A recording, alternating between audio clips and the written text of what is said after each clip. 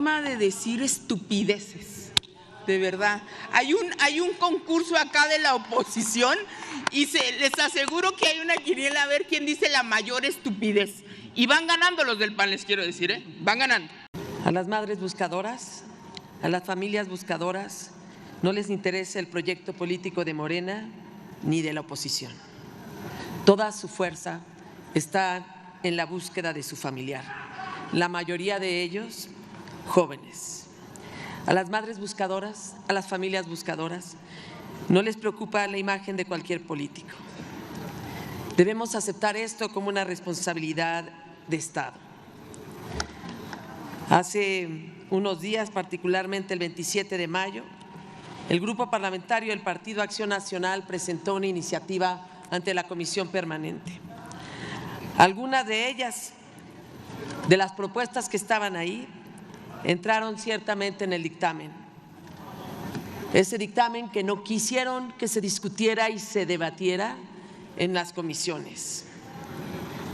Ese dictamen que no resuelve todo y al contrario tiene algunas deficiencias muy preocupantes.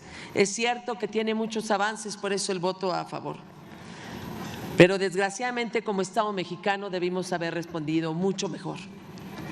Por eso vengo a esta tribuna a presentar algunas de las reservas que hemos metido en esta iniciativa. La creación del Fondo de Reparación Colectiva del Daño. Sí, se trata de un fondo nacional especial, porque sin presupuesto no hay búsqueda. Y lo saben las madres buscadoras, las familias buscadoras, y nosotros lo sabemos. Estamos también presentando en este paquete de reservas que participe la sociedad civil, no cuando la llaman rápidamente a unas mesas de escuchas, sino precisamente para que forme parte del sistema nacional. 3 representantes de la sociedad civil, elegidos por convocatoria pública, con experiencia probada y voz efectiva. Colectivos han señalado, hoy mismo incluso en rueda de prensa, que hay unas enormes deficiencias y unos grandes errores, que desgraciadamente hubo falta de diálogo real, que las mesas de diálogo fueron más bien mesas de escucha, que no era cosa menor, pero que no pudieron intervenir realmente en las decisiones. La exclusión y la prisa no dieron a la ley, a este dictamen, lo que realmente se necesitaba, además de algunos avances. Sobre el contenido y la ley, ellos hablan de algo, fíjense qué importante, estos colectivos han señalado que hay en realidad un enfoque en la vigilancia. Nosotros creemos que el centro de este dictamen tienen que ser las víctimas, las madres buscadoras, las familias buscadoras, pero no, el dictamen sale más bien con un enfoque de vigilancia. Es un error, fíjense, en esta vigilancia se muestra nada más este enfoque de vigilancia, se demuestra porque la CURP, la clave única de registro de población, se repite más de 16 veces en el dictamen, porque más de 16 artículos tiene la CURP, porque al final sabemos que van a decir, han utilizado el movimiento de desaparecidos, de personas desaparecidas, para al final entrar a la vigilancia y luego decir, fíjense, con la CURP va a ser suficiente, ya no necesitamos INE ni otra credencial elector, va este gobierno aglutinador de la información y de los datos. Por eso nos es tan preocupante. Este registro nacional, que por cierto las bases nacionales se hicieron desde el 2011 y 12 y los primeros registros locales fueron en 1970. Este dictamen tampoco va a ayudar cuando las fiscalías no las tocaron en la reforma del Poder Judicial, porque no fue reforma del Poder Judicial. Y cuando hablan de peritos, los servicios periciales deberían ser autónomos y no están, y es uno de los grandes obstáculos para la búsqueda de las personas desaparecidas. Y si tuvieran algo de compromiso real, perdónenme, pero la señora Rosario Piedra Ibarra no estaría al frente de la Comisión Nacional de Derechos Humanos, que ni las escucha, ni las ve, ni las representa. Eso es lo que han dicho los colectivos. Por respeto a estos colectivos, le pido, Presidenta, además, que integren el diario de debates esta postura que han tenido los colectivos de madres y familias buscadoras. Insistimos en la reserva, porque este tema que tanto nos duele requiere de una responsabilidad de Estado, requiere de la verdad y de la justicia. Muchas gracias. Muchas gracias. Con el permiso de nuestras compañeras, compañeros diputados, yo quiero iniciar celebrando, encomiando, reconociendo el gran proceso de auscultación social que ha llevado a cabo la Secretaría de Gobierno para que el producto legislativo que estamos hoy por aprobar sea el mejor instrumento de política pública y podamos afrontar la que sin duda es la gran tragedia nacional: las personas desaparecidas. Sí, alguien decía como si fuera una crítica que buscamos resolver el problema con esta ley. Pues claro, eso es lo que intentamos, avanzar en la resolución de un problema detrás del cual hay un profundo dolor humano. Se vuelve en ciertos momentos un debate donde se busca lucrar con ese dolor, se vuelve un debate de cifras, cuando lo que realmente nos debería de aglutinar es la voluntad de tener la mejor ley posible. Celebro además también que en este periodo extraordinario estamos aprobando unos productos legislativos de excelencia, como no habíamos visto en mucho tiempo. Por supuesto, mucho menos cuando lo que aquí privaba eran los pactos, como el Pacto contra México. Estamos generando un sistema normativo, un andamiaje jurídico coherente, integral. Y por supuesto que es importante alertar a nuestras hermanas y hermanos que ven este debate sobre la gran mentira, la falacia que busca esgrimir la reacción una y otra vez, hasta la náusea. Llevan semanas queriendo posicionar el debate público que estas leyes que aprobamos para beneficio del pueblo, para fortalecer las potestades del ente colectivo, para atacar los problemas que más laceran a nuestro pueblo, que estas leyes son el Estado policial, el Estado fisgón y todo tipo de mentiras que han vertido una y otra vez. Dicen que con estas leyes que aprobamos lo que buscamos es espiar a la gente. Es absolutamente falso. Se los hemos demostrado, se los demostramos con la ley anterior que aprobamos y se los vamos a volver a demostrar para que no tengan mentiras. Si quieren engañar a la gente, que lo hagan siquiera sin ningún tipo de argumento y que lo digan de frente, porque si se oponen a esto no tienen justificación alguna más que su mala entraña política. Yo quiero hacer una moción de ilustración y pedir a la mesa directiva si por favor puede leer el artículo de la ley en discusión, la Ley General en materia de desaparición forzada, el artículo 74 bis, por favor. Sí, paran el reloj y si la Secretaría, por favor, da lectura al artículo citado.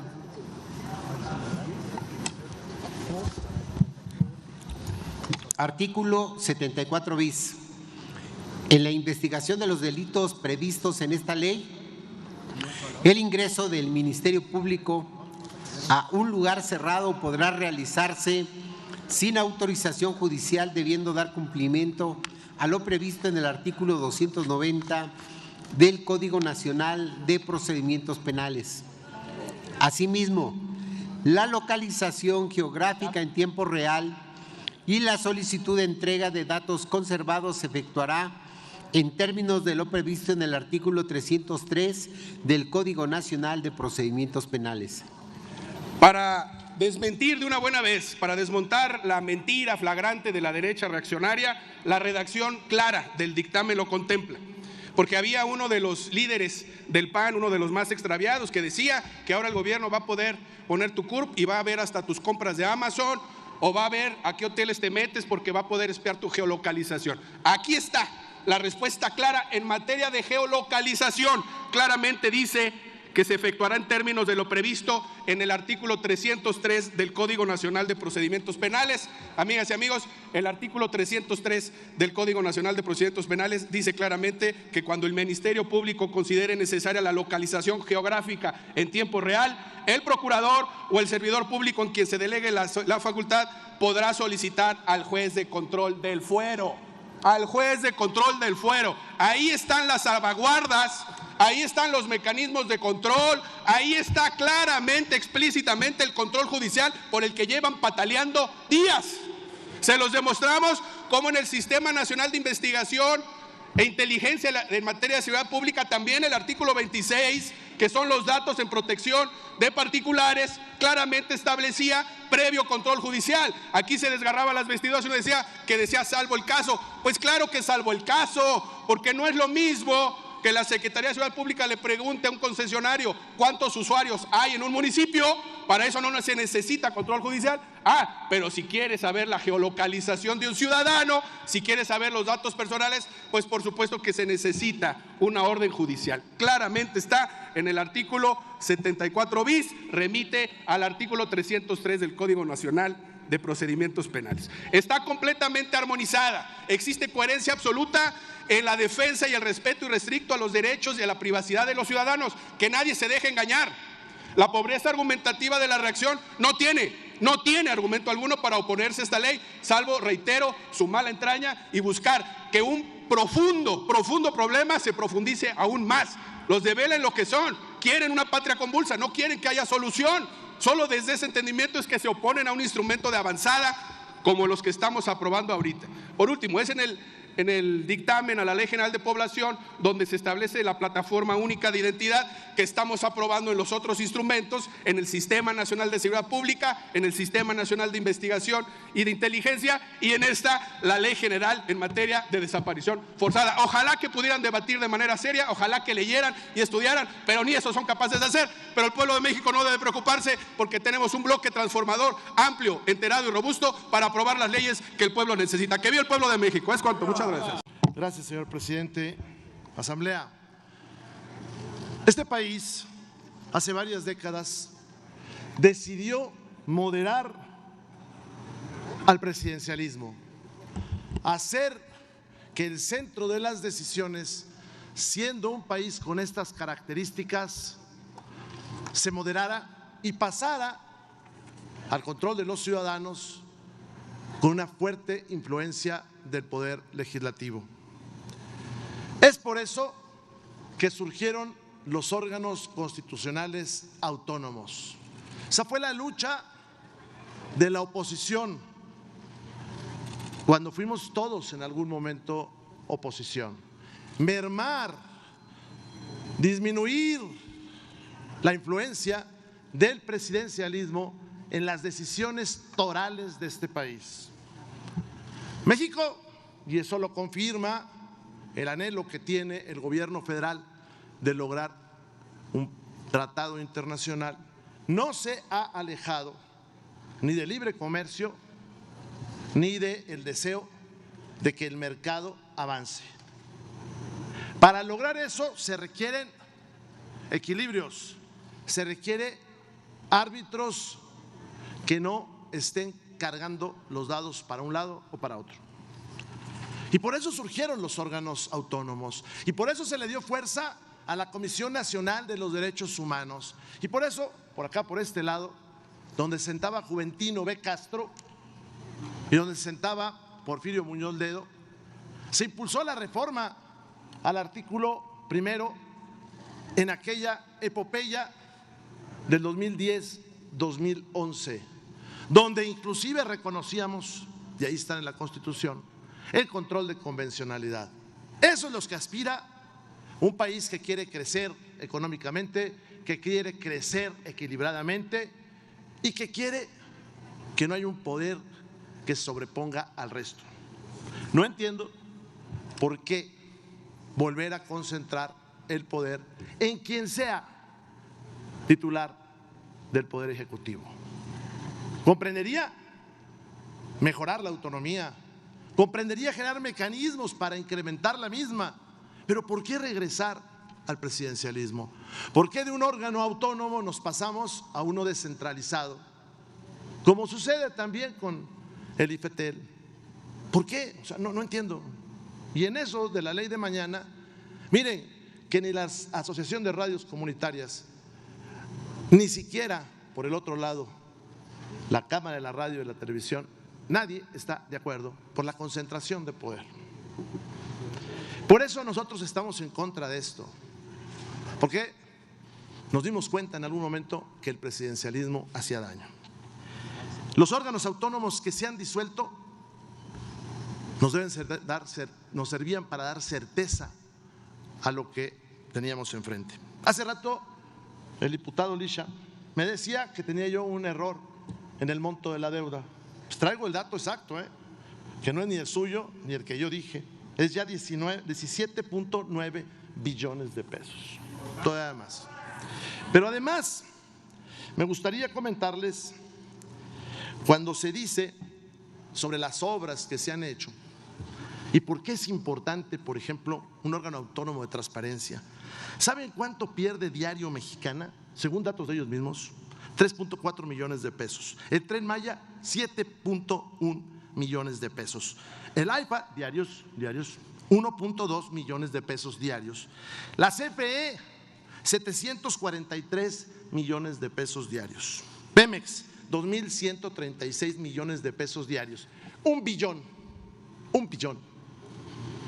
al año. No hubo obra, señores, no hubo obra.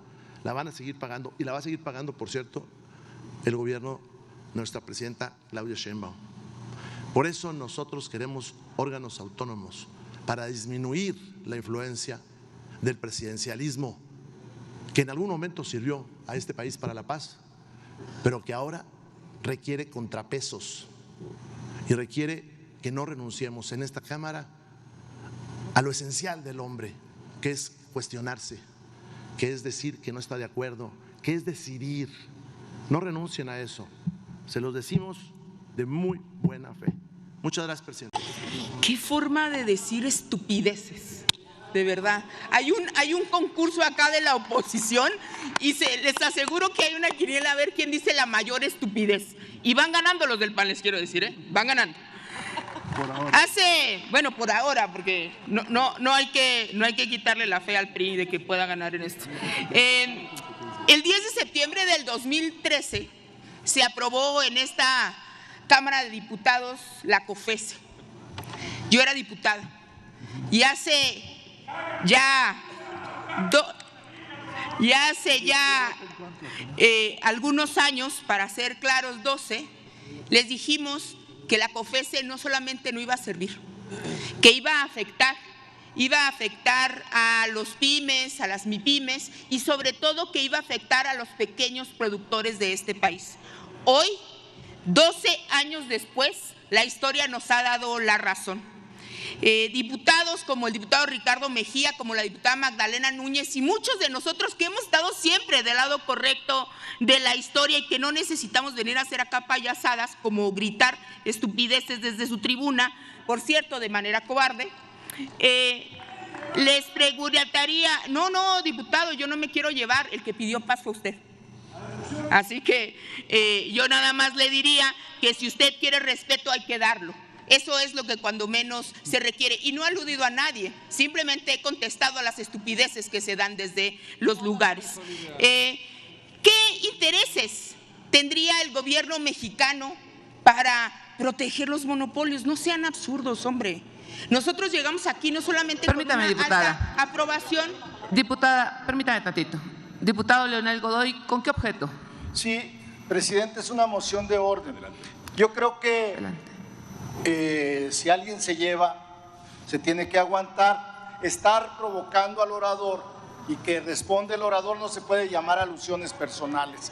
Entonces yo llamo a la presidencia a que no acate de que esa fue una moción que se hizo por cierto diputado y que por lo tanto se diga que fue aludido. Creo entonces que debe de respetar. Si está provocando a la oradora, pues la oradora tiene derecho legítimo de defenderse.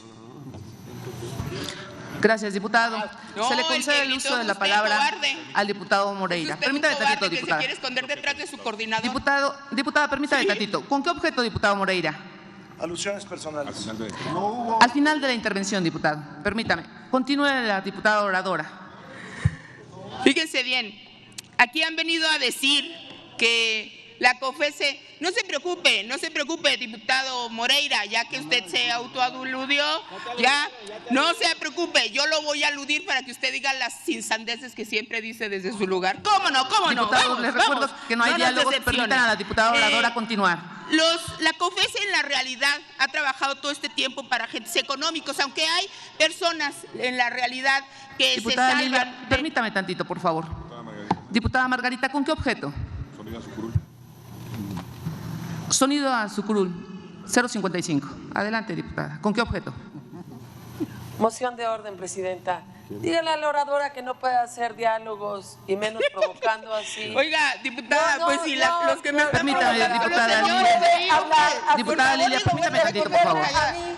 No se permiten diálogos. Diputada Lilia, permítame tantito, por favor. Queda anotado, diputada Margarita. Le pido a la oradora continúe y le recuerdo solamente en el Pleno que no hay diálogos. Adelante, diputada. Si pudieran reponerme el tiempo, Presidenta, se lo agradecería muchísimo. Sí, diputada.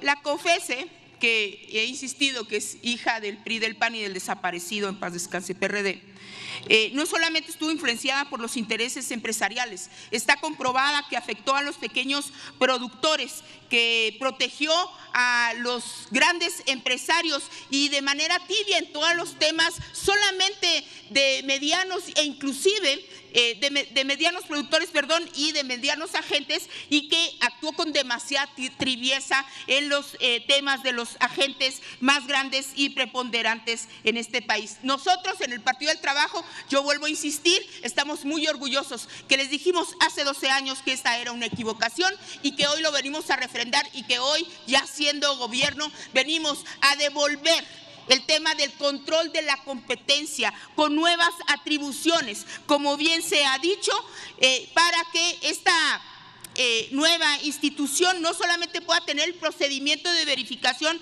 de cumplimiento de obligación, el procedimiento de calificación, mejorar los procedimientos de investigación en el tema de competencia, desarrollar las atribuciones con las que se cuenta la autoridad investigadora y desarrollar los elementos que la comisión debe considerar para determinar la existencia del poder sustancial. Fíjense bien, estudios en el 2018 reveló que los hogares mexicanos destinan 15.7% todavía para pagar sobreprecios, a pesar de la panacea que se supone que iba a ser la COFESE. La competencia tendrá, bien hecha, tendrá una función redistributiva, combate a la concentración del poder económico, promueve el acceso equitativo a los mercados y fortalece a las pequeñas empresas. Combatir a los monopolios no solamente fomenta una economía más competitiva, sino que obliga a las empresas a ofrecer mejores precios, mayor calidad y más opciones para los consumidores.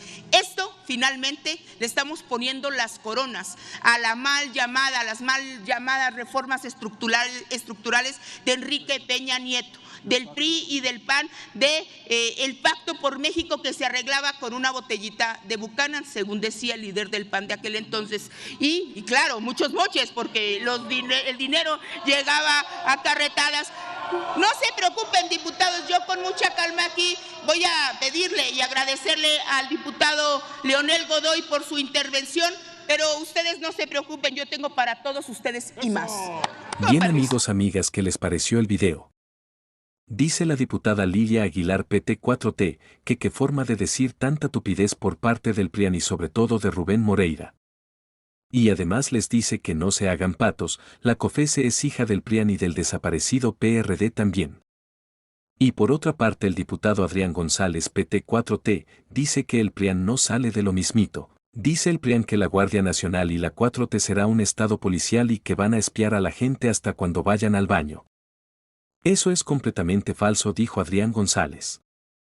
También les dijo el diputado PT que la oposición es mentirosa, flagrante y reaccionaria, no salen del mismo cuento viejo y arrugado, y son mala entraña por oponerse a un instrumento de avanzadas como los que se van a aprobar. Como ven, amigas, amigos, Lilia Aguilar y Adrián González fueron mucha pieza para Margarinflas y Rubén Moreira. Estar al pendiente del próximo video, denle like, compartan el video y suscríbanse. Hasta la próxima, Dios los bendiga.